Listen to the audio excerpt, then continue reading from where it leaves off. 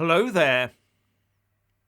Putin's actions have spurred Western European rearmament, and Poland is buying British.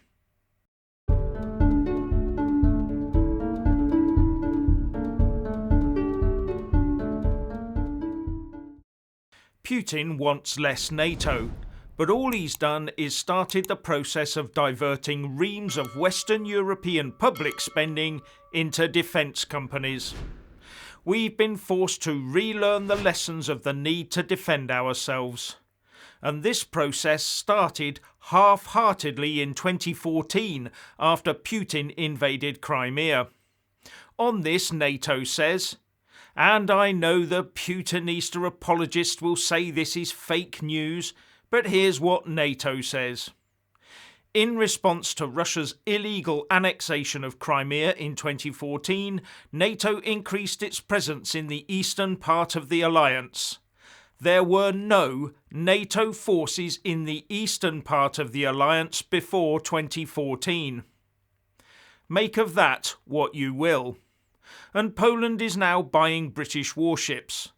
Poland has placed an order for 3 frigates based on the Type 31 frigate design from Babcock, although the units themselves will be built in Polish dockyards, probably something to do with EU defence procurement requirements.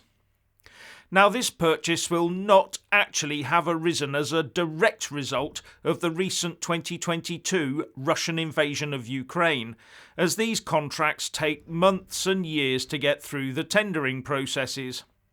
But I think we'll see a lot more announcements like this throughout Western Europe in the months and years ahead as governments start looking around for new tanks, helicopters, ships and fighter jets to bolster their much neglected defences.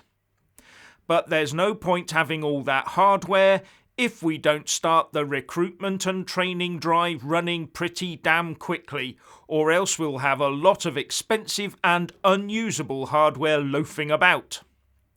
But not only that, to increase UK defence capability by any substantial amount would mean more inland and coastal real estate being taken up for military use, or more accurately, retaken up for it. For manufacturing, training, accommodation, storage and operational use. All very expensive, but mostly doable, except for the extremely long and expensive legal battles every time the Eco Brigade found some owls or rare newts in the locality, which would probably be everywhere.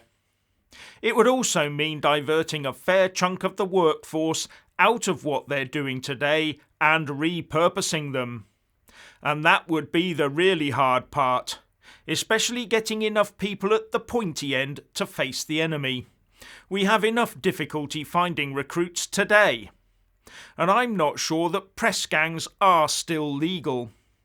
And if you were successful in beefing up the whole defence sector, the rest would suffer from a lack of spreadsheet and visual design experts, as well as baristas and burger flippers, with the inevitable calls for more immigration of workers. Then there's the trades unions to deal with.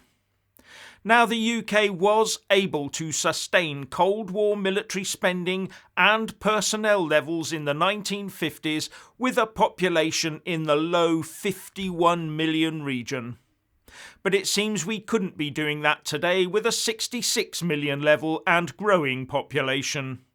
But back then we had rationing until 1954, and the last conscripted soldiers left service in 1963. And it was home cooking and make and mend instead of ordering pizzas in and borrow and spend. And in 1955 the British Armed Forces were 800,000 strong. Last year there were a total of 149,000 in all 3 services. In the 1950s only the male half of the population could serve on the front line. Now everyone can. So surely, with all those patriots out there, recruitment should be a doddle. No?